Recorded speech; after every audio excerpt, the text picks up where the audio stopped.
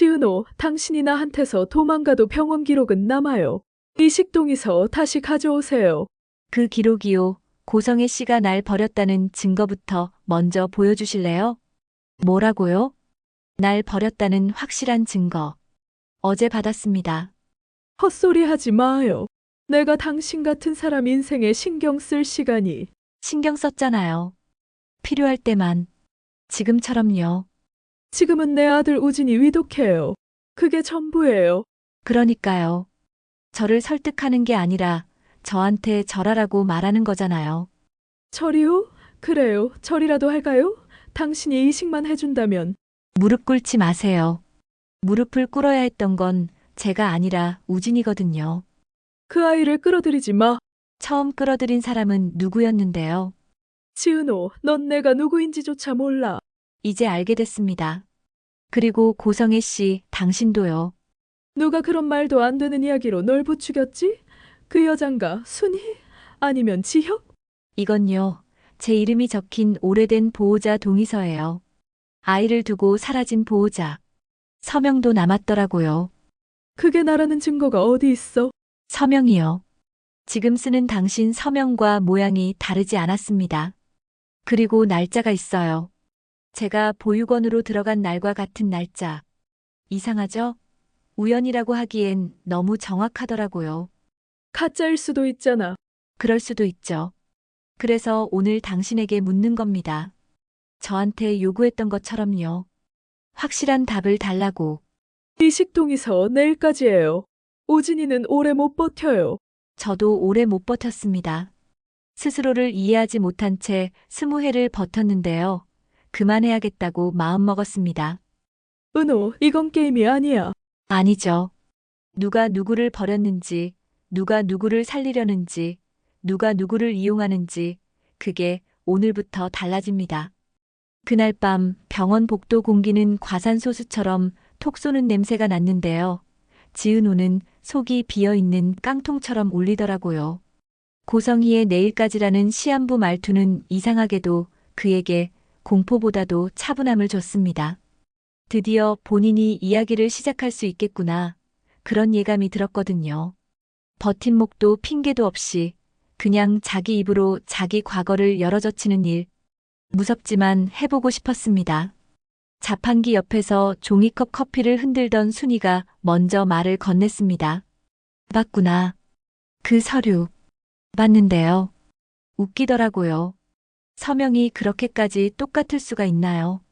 한번 베인 상처는 같은 자리로 다시 벌어지는 법이라더라. 저한테 엄마가 누군지 묻지 않았던 유일한 사람, 누나였어요. 근데 이제는 묻고 싶어졌습니다. 왜 다들 말 안 했는지. 순이는 커피를 한 모금 마시고 고개를 기울였습니다. 말해봤자 누구도 귀 기울이지 않을 때가 있거든. 성희도 나도 그랬고. 근데 넌 이제 듣는구나. 듣기도 하고요. 묻기도 하려고요. 그럼 한 가지만 기억해. 누가 더 나쁘냐보다 누가 덜 사랑했느냐가 이 집안 사람들에겐 더 큰 죄처럼 보이더라. 그 말이 지은호의 가슴을 사각사각 긁었습니다. 누가 나쁜지 따지는 건 이미 지겨웠습니다. 문제는 누가 덜 사랑했느냐, 혹은 사랑을 연극처럼 이용했느냐였죠. 그 언어를 고성희는 너무 유창하게 구사하고 있었고요. 중환자실 유리 너머 우진의 숨은 가늘고 일정했습니다. 기계음은 마치 시간의 초침처럼 건조했는데요. 고성희는 그 소리를 듣는 동안에도 휴대폰을 손에서 놓지 못했습니다. 오래된 메일함에서 쥐어올린 PDF들 보호자 정보 관계 없음, 후원자라는 애매한 단어, 그리고 연락 불가 도장이 찍힌 통보서. 그 문서들은 성희에게 스스로의 과거를 들이밀고 있었어요. 그는 그 사실을 자신만 알고 있다고 믿었는데 세상은 이상하게도 결정적인 순간에 자기가 버린 것들을 다시 들춰 보여주더라고요. 지역에게서 전화가 왔습니다. 어머니, 이식건은 천천히. 천천히가 없어. 시간은 내 편이 아니야. 은호는 사람입니다. 모른 척하고 싶지 않지만 지금은 우진만 생각해야. 어머니가 지금까지 늘 해온 그 지금은이 결국 이렇게 만들었습니다. 말끝의 냉기엔 오래 눌린 미움이 밑돌고 있었는데요. 성희는 그 냉기를 애써 씹어 삼켰습니다. 지금은이라는 말로 그동안 얼마나 많은 내일을 탕진했는지 스스로도 알고 있었거든요. 오늘은 타인의 간이 도마 위에 오르고 내일은 자신의 이름이 도마에 오를 거라는 걸 알면서도요.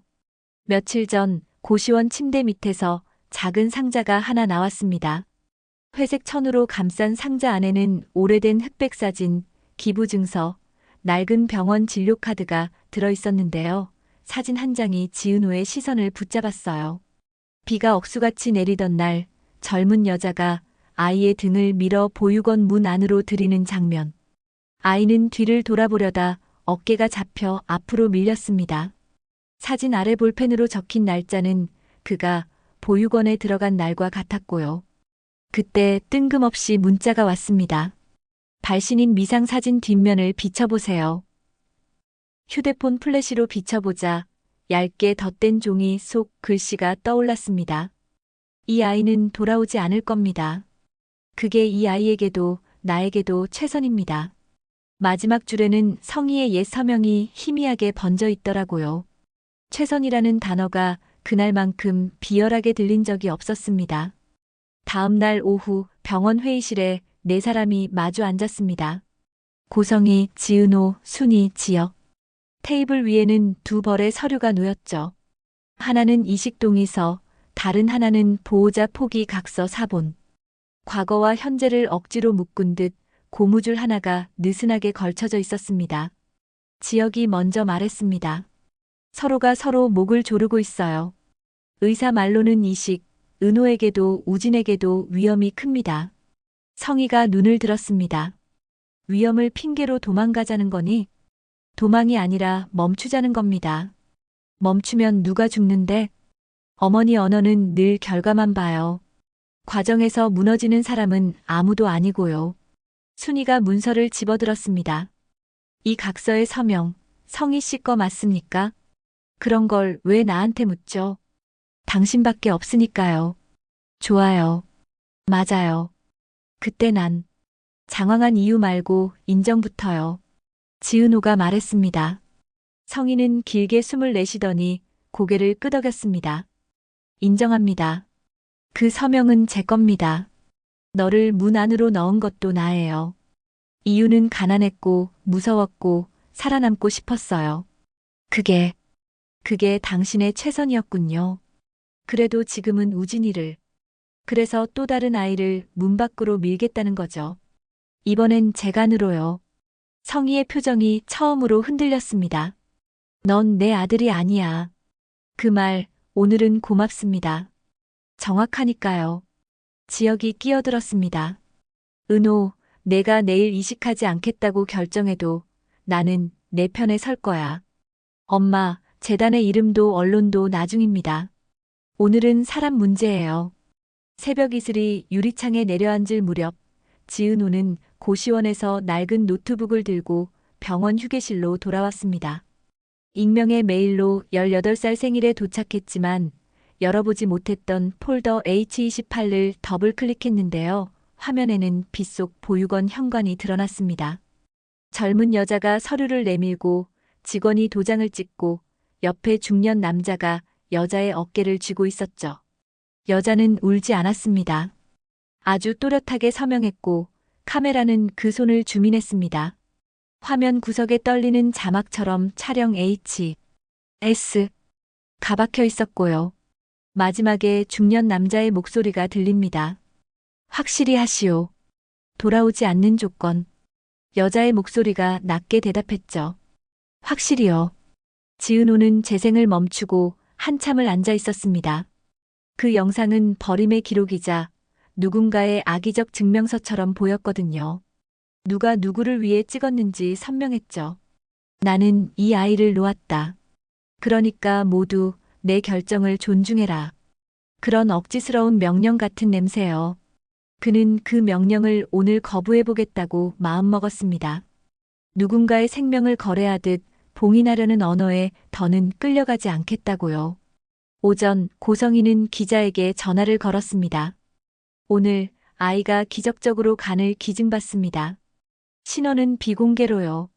감동적인 이야기네요. 어머니의 헌신. 어머니의 헌신이 아니라 누군가의 선택입니다. 전화를 끊자마자 또 다른 전화가 울렸습니다. 무기명 표시. 오늘 취소합시다. 은호. 네. 오늘 취소하고 다른 방법 찾죠. 다른 방법은 없어요. 있습니다. 고성애 씨가 공식적으로 인정하는 거예요. 예전 서명과 영상. 그리고 오늘 제가 이식을 거부한 책임을 제게 덮어 씌우지 않겠다는 성명. 우진의 상태가 나빠지더라도 그 책임을 거부자에게 몰아갈 수 없다는 약속. 그게 다른 방법입니다. 그게 내가 말한 다른 방법이야? 네. 사람을 살리는 것만이 구원은 아니니까요. 어떤 진실을 살리는 것도 구원일 수 있습니다. 진실이 우진이를 살려 적어도 또 다른 사람을 죽이지는 않겠죠. 전화가 끊긴 뒤 성희는 처음으로 빈 의자에 주저앉았습니다. 머릿속이 하얘지는 느낌이었는데요. 살리기 위해서라면 뭐든이라는 자신의 신념이 실은 타인의 몸과 마음을 갈아 넣는 문장이라는 걸 뒤늦게 자각하고 있었거든요. 그 신념은 언제나 다른 사람에게만 희생을 요구했더라고요. 특히 지은호 같은 누구의 이름도 달지 못한 사람에게요. 2시간 뒤 회의실 문이 또 한 번 열렸습니다. 이번엔 병원 경영본부장이 서류철을 들고 들어왔습니다. 지금 막 법무팀으로 접수된 제보입니다. 간이식 대상자 정보 무단 접근 및 개인정보 거래 의혹. 그는 전산 접속 기록과 외부 브로커 계좌 흐름을 책상 위에 펼쳤습니다. 특정 아이디가 여러 차례 환자 데이터에 접근했고 그 아이디를 실사용한 사람이 고성희로 추정된다는 내부 담당자 메모가 덧붙어 있었죠.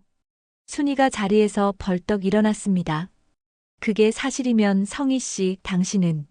성희는 입술을 깨물었습니다. 난 그런 짓. 지역이 낮게 물었습니다. 어머니, 혹시 재단 기부 내역과 병원 데이터를 조회하면서 그건 내일이야. 그 과정에서 우진이 기록을 확인했고 은호의 검사 정보까지 손에 넣었습니까? 난 내 아이를 살리고 싶었어. 본부장은 마지막 장을 내밀었습니다.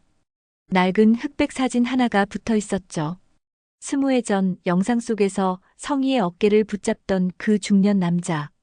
캡션엔 고성희의 전 법률 대리인, 의료 데이터 브로커 사건 연루라고 적혀 있었고요.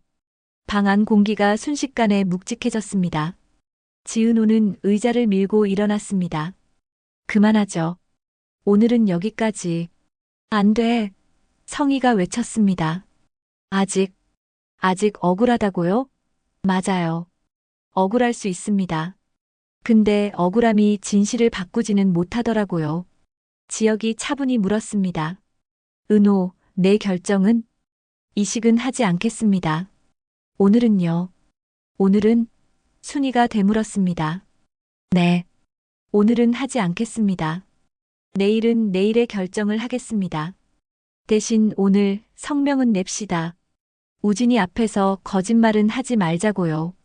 성희는 말없이 문서를 들여다보다가 펜을 들었습니다. 엄마로서 미안합니다. 이 문장 빼겠습니다. 왜요? 지역이 물었습니다. 난 엄마로서 미안한 게 아니에요. 모두가 얼어붙었습니다. 성희가 이어 말했죠. 난 인간으로서 미안합니다. 사실을 인정합니다. 책임을 회피하지 않겠습니다. 그걸로 충분합니다.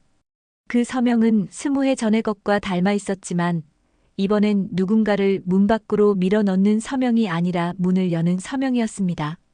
성희는 펜 끝을 놓으며 낮게 중얼거렸어요. 우진아, 엄마가 오늘은 누군가를 놓아주는 법을 배우고 있다.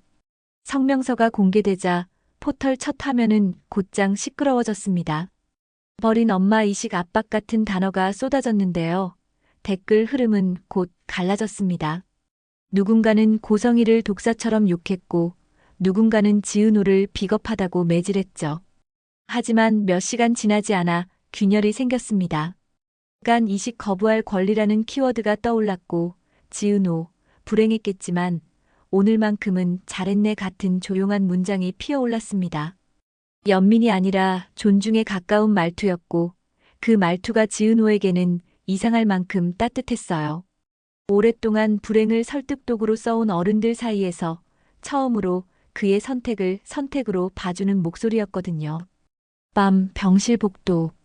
지은호는 유리창 너머의 우진을 오래 바라봤습니다. 마치 세상 모든 소음이 우진의 얇은 숨으로 갈려나가는 것 같았는데요.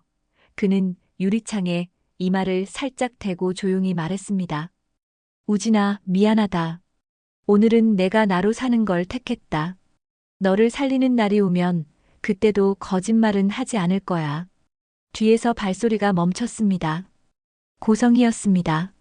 그녀는 한동안 아무 말 없이 아이를 보다가 아주 낮게 물었습니다. 넌 정말 나를 미워하니? 네. 오늘은 미워합니다. 내일은? 내일은 모르겠습니다. 그래. 넌 늘 대답을 오늘로만 한정하는 아이였지. 그게 살아남는 법이라서요. 내일을 약속해주지 않는 어른들 속에서요. 성희는 입가에 씁쓸한 웃음을 그렸습니다. 은호야, 난 내가 너무 불행해 보여서 차라리 덜 기억하는 편이 낫겠다고 생각했었다. 그래서 버린 게 아니라 기억을 없애주려 했다고. 내 식의 오만한 사랑이었지. 사랑이라는 말, 오늘은 듣기 힘드네요. 알아. 그러니까 내일 듣자. 내일은 모르겠다니까요. 그래도 부탁 하나만 할게.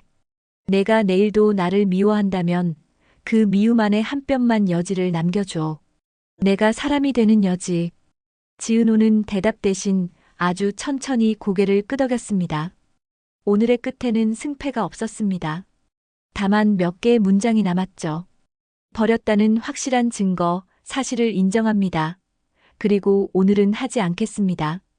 그 세 문장이 앞으로의 길잡이가 될 거라는 걸 두 사람은 어렴풋이 알고 있었거든요. 다음 날 병원은 내부 조사를 시작했습니다. 의료 데이터 브로커 연루 의혹은 뉴스 메인을 장식했고요. 지역은 재단 명의로 투명한 조사위원회를 꾸리겠다고 발표했습니다. 그는 성희를 감싸지 않았고 그렇다고 밀어 떨어뜨리지도 않았습니다. 그냥 어른으로서 책임을 나눴죠. 우리 모두의 일이라는 문장으로요. 순이는 지은호 옆에서 조용히 말했습니다. 오늘 내가 너를 지킨 것처럼 내일 누군가를 지키는 내가 되면 좋겠다. 그게 같은 사람일 수도 있고 다른 사람일 수도 있겠죠. 그래서 삶이지. 그날 밤 응급계단에 홀로 앉아있던 지은호는 손에 쥔 사진을 다시 비춰보았습니다. 뒷면 글씨는 더 이상 흐려 보이지 않았어요. 최선이라고 쓴 그 글씨가 이제는 면죄부가 아니라 경계선처럼 읽히더라고요. 그 경계선 덕분에 그는 자기 선택의 모양을 분명히 볼 수 있었습니다. 이식이든 고백이든 용서든 무엇을 하든 그는 오늘처럼 사실부터 말할 거였고요.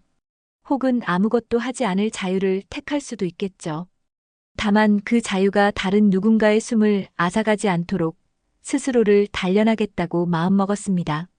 그때 휴대폰이 울렸습니다. 미상 진짜 증거는 서류가 아니라 영상입니다. 기록을 남긴 사람의 마음이죠. 지은호는 짧게 답장을 보냈습니다. 다음엔 누군가의 선택을 몰래 기록하지 말고요. 그 선택을 할 수 있도록 옆에 있어 주세요. 전송 완료 표시가 뜨자 그는 눈을 감았습니다. 머릿속에 떠오른 얼굴은 우진이었고요. 얇은 숨, 가벼운 가슴, 이 모든 소란의 중심에서 가장 조용히 싸우고 있는 아이. 지은호는 마음속으로 다짐했습니다. 오늘은 자신을 지켰고 내일은 우진의 사실을 지키겠다고요. 누군가가 거짓으로 만든 이야기 위에 또 다른 거짓을 올리지 않겠다고요. 며칠이 흘렀습니다. 브로커 사건의 실무책이 드러나면서 여론은 조금씩 달라졌습니다. 고성희가 데이터를 뒤졌다는 의혹은 사실로 굳어졌고 그녀의 전 법률 대리인이 중간에서 거래를 중개했다는 진술도 확보됐다는 뉴스가 흘러나왔습니다. 성희의 이름 앞에는 악인이라는 단어가 대문짝만하게 달라붙었죠. 그 단어는 사실과 감정의 경계를 마구 헝클어뜨렸는데요. 이상하게도 그 소용돌이 한가운데서 지은호는 더 단단해진 자신을 보게 됐습니다. 사람들은 그를 동정했고 어떤 이들은 존중했으며 덜어는 여전히 비난했지만 그 모든 소리가 그의 결정을 흔들지는 못했거든요. 어느 저녁 우진의 상태가 잠깐 호전되었다는 소식이 들려왔습니다. 수치는 아직 위험했지만 의사는 작은 가능성을 말해줬습니다. 시간을 조금 벌었습니다. 그 말이 지은호에게는 이상한 해방처럼 들렸습니다. 누구의 몸도 치르지 않고 얻은 시간. 비로소 다른 방법을 찾아볼 수 있는 시간. 그는 그 밤 병원 옥상 가장자리에 서서 하늘을 올려다보았습니다. 도시의 불빛은 별을 덮었지만 바람만은 솔직했거든요. 차갑고 맑고 제멋대로였어요. 그는 속으로 중얼거렸습니다. 내일은 모른다고 했는데요. 사실은 조금 알고 있습니다. 그가 알고 있는 건 하나였죠. 내일도 불편할 거라는 것. 그리고 그 불편함이야말로 자신을 사람으로 만들어준다는 믿음. 불행은 더 이상 설득의 도구가 아니었고 연민을 구걸하는 장식도 아니었습니다. 불행은 경계가 되었고 경계는 선택을 선명하게 만들었습니다. 그 선택의 첫 줄에 그는 이렇게 적을 생각이었습니다. 나는 거부할 권리가 있고 그 권리는 누군가를 살리는 다른 길을 포기하라는 뜻이 아니다. 그리고 둘째 줄에는 나는 용서할 수도 있고 용서하지 않을 수도 있다. 다만 오늘의 사실을 내일의 무기로 쓰지 않겠다. 문득 발소리가 울렸습니다. 고성희였습니다. 그녀는 손에 작은 종이봉투를 들고 있었죠. 이건 내가 태어났을 때 병원에서 받은 손목띠야. 버리지 않고 갖고 있었더라고. 버렸다고 해놓고요? 그래, 버렸다고 했었지. 근데 어떤 건 버렸다는 사실을 증명하려고 애쓰다 보니 이상하게 안 버려지더라. 그게 지금 저한테 위로가 될까요? 아니, 위로가 아니라 진술이야. 내가 악인이었다는. 그 말은 예상보다 담담했는데요. 담담해서 더 잔혹했습니다. 성인은 스스로를 악인이라 불렀고 그 말은 부정할 수 없을 만큼 정확했습니다. 지은호는 종이봉투를 받아들며 아주 조용히 말했습니다. 악인이었던 사람도 내일은 달라질 수 있을까요? 모르지. 그래서 내일이 무섭고 또 필요한가 봐. 그럼 오늘은요? 오늘은 내가 옳았어. 두 사람은 잠시 침묵했습니다. 도시바람이 옥상 위를 스쳐 지나갔고 멀리서 구급차가 짧게 울부짖었습니다. 그 소리 사이로 지은호는 아주 작은 목소리로 덧붙였죠. 오늘 제가 지킨 건 제 몸 하나였는데요. 이상하죠. 그게 우진이를 더 망치지 않을 방법 같았습니다. 알아들었어. 성희가 대답했습니다. 오늘은 내가 널 지키는 걸 내가 지켜볼게. 그 밤 이후로 둘 사이의 전쟁은 모양을 달리했습니다. 서로를 설득하려 밧줄을 당기던 손이 조심스레 매듭을 풀어내는 손으로 바뀌었거든요. 풀린 매듭 사이로 차가운 공기가 스며들었지만 이상하게도 그 틈이 숨구멍 같았습니다. 그리고 그 숨구멍을 통해 우진의 희미한 숨이 둘의 가슴에 닿고 있었습니다. 그것만으로도 내일을 버틸 이유가 조금은 생기더라고요.